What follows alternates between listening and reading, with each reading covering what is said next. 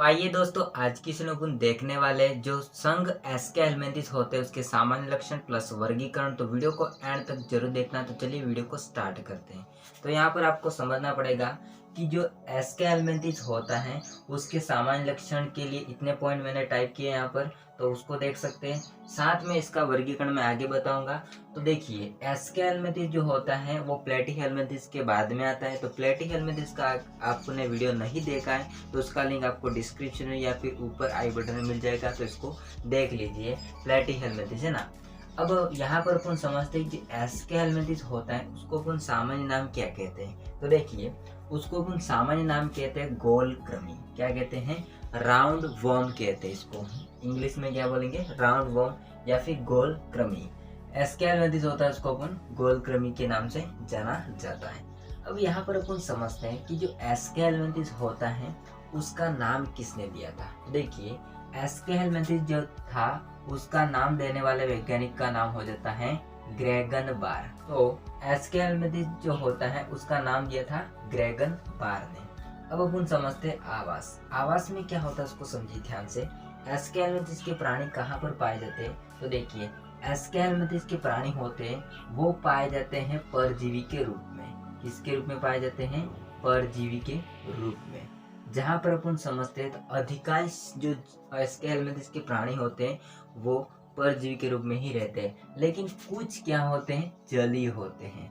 कुछ क्या होते हैं? जलीय होंगे, है ना। अधिकांश तो कैसे होते हैं? परजीवी।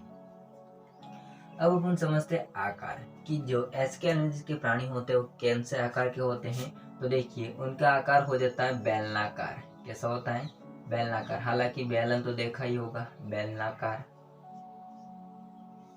बेलनाकार होता है। प्लस कैसा होता है? खंड विहीन होता है। कैसा होता है इनका शरीर? आकार मतलब बोले तो शरीर भी कह सकते हैं, आकार भी कह सकते हैं। खंड विहीन होता है। और कुछ होता है वो गोलाकार होते हैं। कैसे होते हैं? गोलाकार होते हैं। तो इसका आकार हो जाता है गोलाकार। समझे ना। अब यहाँ पर समझते हैं सममिति कि इसमें सममिति कौन सी पाई जाती है। तो इसमें सममिति पाई जाती है द्विपार्श्व सममिति। कौन सी सममिति पाई जाती है? द्विपार्श्व सममिति। यानी कि क्या होता है कि अगर इस प्राणी को, यानी कि एसके एलिमेंट्स होते हैं उसके प्राणी जो भी होते हैं, स्केरिस, ड्रैकनकुलस, बहुत सारे एग्जांपल होते हैं। तो उन प्राणी को अगर क्या करते हैं अपन, एक ऊर्ध्वाधर रेखा या फिर अनुदैर्ध्य अक्ष से अपन इसको काटते हैं तो दो बराबर भागों में बढ़ जाते हैं, तो उसको अपन कहते हैं द्विपार्श्व सममिति। समझे ना। अब यहाँ पर समझते हैं शारीरिक संगठन। तो देखिए, यहाँ से क्या होता है, जो अंग होते हैं वो बना देते हैं तंत्र। तो इनका शारीरिक संगठन होता है वो अंग तंत्र स्तर का हो जाता है। कैसा हो जाता है? अंग तंत्र स्तर का। अपन का कैसा है? अंग तंत्र स्तर का। समझे ना। अब अपन समझते हैं शरीर योजना। शरीर योजना इसमें पाई जाती है नलिका के भीतर नलिका। नलिका के भीतर नलिका। अब ये क्या चीज होती है नलिका के भीतर नलिका? तो देखिए, अपन खाते हैं मुंह से। अपन खाते कहाँ से? मुंह से। और कहने का मतलब वेस्ट मटेरियल कहाँ से निकालते? एनस से। मतलब एक पोर इधर है और एक पोर पीछे, है ना। दो पोर है, मतलब कहने की बात है। तो देखिए, यहाँ पर इन प्राणियों के लिए भी ऐसा ही होता है कि भाई साहब वो खाते हैं इस छिद्र से, मान लीजिए, तो निकालते हैं पिछवे छिद्र से ना। यहाँ से खा रहे तो यहाँ से निकालेंगे। मतलब इनका वेस्ट मटेरियल निकालने के लिए अलग पोर है, यानी कि छिद्र हैं, और खाने के लिए भी अलग छिद्र हैं। तो अगर दो छिद्र अलग अलग हैं तो उसको अपन कहते हैं नलिका के भीतर नलिका। समझे ना। अपन का कैसा है? ये वाला ही शरीर योजना है। और एसके एलिमेंट्स की भी कौन सी है? नलिका के भीतर नलिका। अब अपन समझते हैं सिर, कंकाल और उपांग। यहाँ पर उपांग लिखा था, हालांकि मिट गया। उपांग है ना।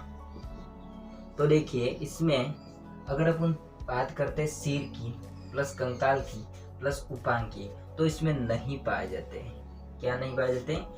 सिर, कंकाल या उपांग कैसे होते हैं? अनुपस्थित होते हैं, या मैंने यहाँ पर क्रॉस कर दिया, यानी कि नहीं होते हैं। गमन की बात करते हैं तो भाई साहब इसमें उपांग तो नहीं होते, लेकिन इसमें क्या होता है? हाइड्रो कंकाल पाया जाता है। क्या पाया जाता है?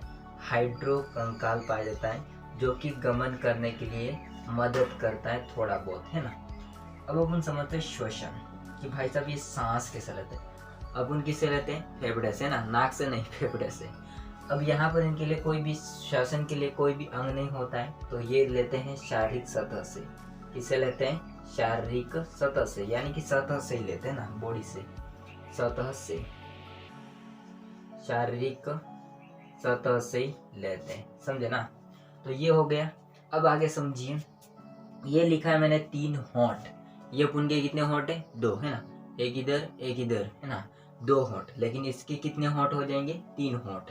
कितने होंठ, 3 होंठ। इसमें 2 होंठ होते वो रसायन ग्राही होते, यानी कि रसायन को ग्रहण करते, और एक होंठ जो होता है वो स्पर्श ग्राही का काम करता है। जैसे कि अपन को ऐसे चू करेगा, कोई चुएगा तो अपन को स्पर्श किया है ऐसा महसूस होगा, है ना। जैसे कि कुछ खा रहे तो अपन को यहाँ पर होंठों में, है ना, लिपस्टिक लगाने वाले के लिए स्पर्श होता हुआ दिखाई देगा ना, लड़कियों के लिए। तो यहाँ पर देखिए, इसमें क्या होते हैं, 3 होंठ होते हैं। कितने होंठ होते हैं, 3 होंठ, जिसमें 2 रसायन ग्राही होते हैं। तो देखिए, हालांकि 3 होंठ लिख ही लिए तो उसको अपन सीधा लिख देते हैं। 2 तो रसायन ग्राही होते हैं, रसायन ग्राही। देखिए 2 रसायन ग्राही, तो एक का नाम हो जाता है फेजमिड, एक का क्या नाम हो जाता है, फेजमिड, और एक रसायन ग्राही का नाम हो जाता है एम्फिड। क्या नाम हो जाता है, एम्फिड। दोनों एक ही नाम से ही, है ना, मतलब मिलता जुलता नाम है, फेजमिड और एम्फिड, है ना, 2 रसायन ग्राही। और एक जो होता है वो कैसा होता है, स्पर्श ग्राही। एक कैसा होता है, स्पर्श ग्राही, है ना, और उसका नाम हो जाता है पेपिला। क्या नाम हो जाता है, पेपिला। तो ये होते हैं, इसमें 3 होंठ पाए जाते हैं एस्केरिस के प्राणियों में।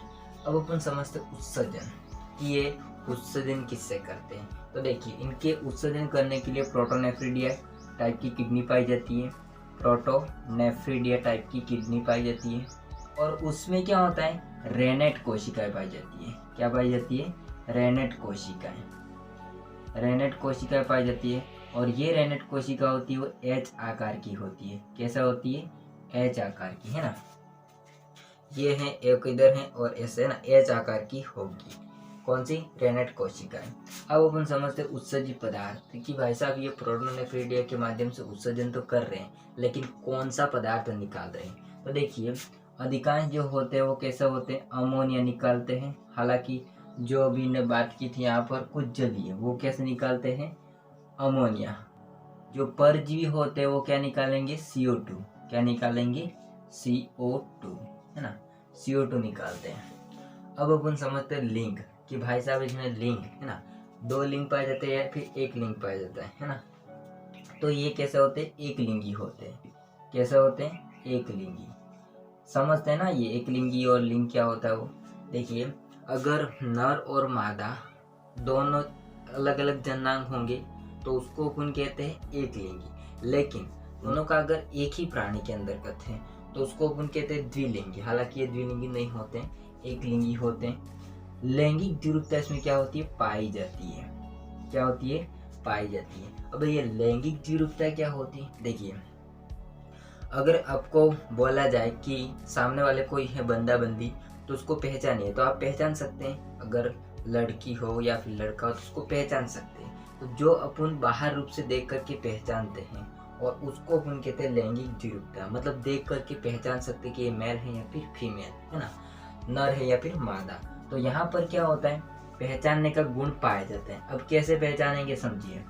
इसमें पहला लक्षण ये है कि भाई साहब इसमें क्या होते हैं, मादा होती है ना, मादा वो कैसी होती है, लंबी होती है प्लस सीधी होती है।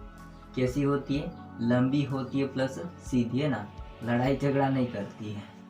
सीधी का मतलब समझ रहे हैं ना, इसका मतलब लड़ाई झगड़े वाली बात नहीं है। देखिए, लंबी होगी इस प्रकार से, प्लस कैसी होगी, सीधी होगी, तो उसको अपन कहते हैं मादा, है ना, उसको अपन कहते हैं मादा। पहचानने का गुण है।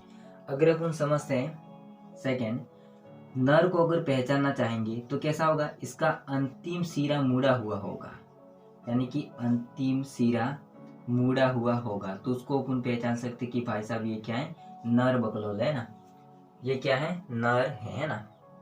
तो नर होगा वो, इसका अंतिम सिरा कैसा होगा, मुड़ा हुआ होगा।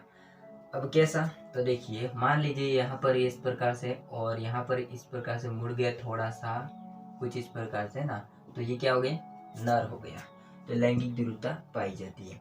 अब अपन समझते हैं परिसंचरण तंत्र, मतलब जो भी अपन का परिसंचरण तंत्र दोहरा होता है उसी प्रकार से इसमें क्या होता है, परिसंचरण तंत्र इतना विकसित नहीं होता है, तो अपन कह सकते हैं कि ये कैसा है, अविकसित। इनका जो परिसंचरण तंत्र होता है वो अविकसित होता है। अब अपन समझते हैं निषेचन, कि भाई साहब इसमें निषेचन कौन सा होता है। तो देखिए एस्केलमेंथिस होते हैं उसके प्राणियों में निषेचन होता है शरीर के अंदर, यानी कि आंतरिक निषेचन होता है। कैसा होता है, आंतरिक निषेचन, आंतरिक निषेचन होता है। अब अपन समझते हैं परिवर्धन। परिवर्धन का मतलब क्या होता है कि इसमें लार्वा पाया जाता है या फिर नहीं पाया जाता है। तो इनमें नहीं पाया जाता है तो उनका परिवर्धन हो जाता है प्रत्यक्ष टाइप का, यानी कि डायरेक्ट होगा, है ना। प्रत्यक्ष टाइप का क्या होता है, प्रत्यक्ष प्रकार का परिवर्धन होगा। तो ये सारे अपन के लक्षण हो जाते हैं संघ एस्केलमेंथिस या गोलकृमि के। समझ गए ना। अब इसका एक स्क्रीनशॉट ले लीजिए, आगे मैं क्लासिफिकेशन बताता हूँ। तो अब चलिए देखते हैं अपन संघ एस्केलमेंथिस होता है उनका वर्गीकरण या क्लासिफिकेशन। तो देखिए उनका वर्गीकरण करते हैं फेजमिड के आधार पर। किसके आधार पर, फेजमिड। अभी मैंने बताया फेजमिड क्या है, यहाँ पर अपन का रसायन ग्राही, है ना। तो फेजमिड के आधार पर इसका वर्गीकरण अपन करते हैं, के आधार पर। तो देखिए इसके आधार पर इसको दो वर्ग में विभाजित करते हैं। किसको, तो संघ एस्केलमेंथिस को, है ना। कितने वर्ग में, दो वर्ग में इसको डिवाइड करते हैं, यानी कि क्लास में डिवाइड करते हैं। अब यहाँ पर आपको समझना होगा कि पहली क्लास कौन सी है एंड सेकंड क्लास कौन सी है। देखिए फेजमिड के आधार पर है, मतलब पहली क्लास हो जाती है फेजमेडिया। कौन सी हो जाती है, फेजमेडिया, फेजमेडिया हो जाती है। एंड सेकंड कौन सी हो जाती है, एफेजमेडिया। कौन सी हो जाती है, एफेजमेडिया। अब देखिए किसमें फेजमिड पाया जाता है और किसमें नहीं पाया जाता है। इसमें सिंपल लॉजिक है, फेजमिड पाया जाता है और इसमें नहीं पाया जाता है। तो अपन कह सकते हैं कि इसमें फेजमिड होता है वो प्रेजेंट होता है। फेजमिड क्या होता है, उपस्थित होता है, उपस्थित होता है, और इसमें फेजमिड अनुपस्थित होता है। अब देखिए अब इसमें अपन एग्जाम्पल को समझते हैं।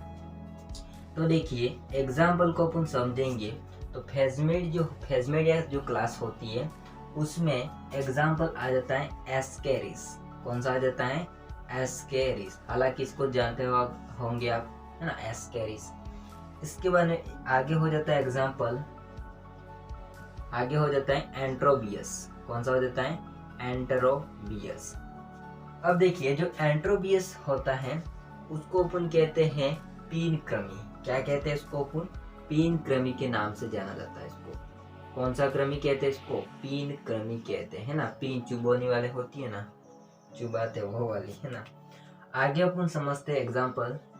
आगे एग्जाम्पल हो जाता है अपन का वुचेरेरिया। कौन सा हो जाता है, वुचेरेरिया, वुचेरेरिया।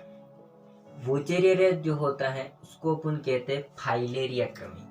क्या कहते हैं इसको, फाइलेरिया क्रमी, फाइलेरिया क्रमी कहते हैं। और इससे क्या होता है, एक रोग होता है, किससे, वुचेरेरिया से, जिसको अपन कहते हैं हाथी पाव रोग। कौन सा रोग, हाथी पाव रोग होता है, किससे, वुचेरेरिया से। तो जो वुचेरेरिया होता है वो मादा मच्छर में रहता है प्लस मानव की जो लसिका वाहिनियां होती है उसमें रहता है। तो ये क्या होता है, मानव में हाथी पाव रोग होता है। जो पैर होता है वो फूल के बड़ा हो जाता है, हाथी का जो पैर होता है उसके समान हो जाता है। इसलिए वुचेरेरिया के कारण से मानव में हाथी पाव नामक रोग हो जाता है। इसके बाद अगर सब समझते हैं आगे एग्जाम्पल, तो आगे एग्जाम्पल हो जाता है लोवा लोवा। क्या हो जाता है, लोवा लोवा। लोवार नहीं है यहाँ पर, लोवा लोवा, है ना। लोवा लोवा। इसके बाद आगे अपन समझते हैं तो आगे हो जाता है ड्रैकनकुलस, ड्रैकनकुलस मेंडिनेंसिस। इसको अपन क्या कहते हैं, गिनी कृमि के नाम से जाना जाता है। कौन सा कृमि कहते हैं इसको? गिनी कृमि, है ना, गिनने वाली, गिनी कृमि के नाम से इसको जाना जाता है, ड्रैकोनकुलस मेंडिनेंसिस से। और इससे भाई साहब क्या होता है, नारू नामक रोग हो जाता है। कौन सा रोग हो जाता है? नारू रोग होता है। किससे? ड्रैकोनकुलस मेंडिनेंसिस से नारू नामक रोग हो जाता है। तो ये थे अपन के फेजमेडिया जो क्लास थी इसके मतलब एग्जाम्पल। अब अपन समझते हैं एफेजमेडिया होते हैं इसके एग्जाम्पल। इसमें दो ही एग्जाम्पल हो जाते हैं। एक तो होता है इसमें डेस्मोस्पोलेक्स और एक दूसरा होता है एग्जाम्पल जिसका नाम हो जाता है ट्राइलोबस एनोप्लस, ट्राइलोबस एनोप्लस। एफेजमेडिया में दो ही एग्जाम्पल है, डेस्मोस्पोलेक्स, ट्राइलोबस एनोप्लस। और यहाँ पर अपन फेजमेडिया में 5 एग्जाम्पल पढ़ लिए। तो इस प्रकार से संघ एस्केमेटोस का क्लासिफिकेशन कंप्लीट होता है। आई होप को सारा समझ में आया होगा, और समझ में आया तो उसका आप स्क्रीनशॉट ले लीजिए। और मिलते हैं नेक्स्ट वीडियो।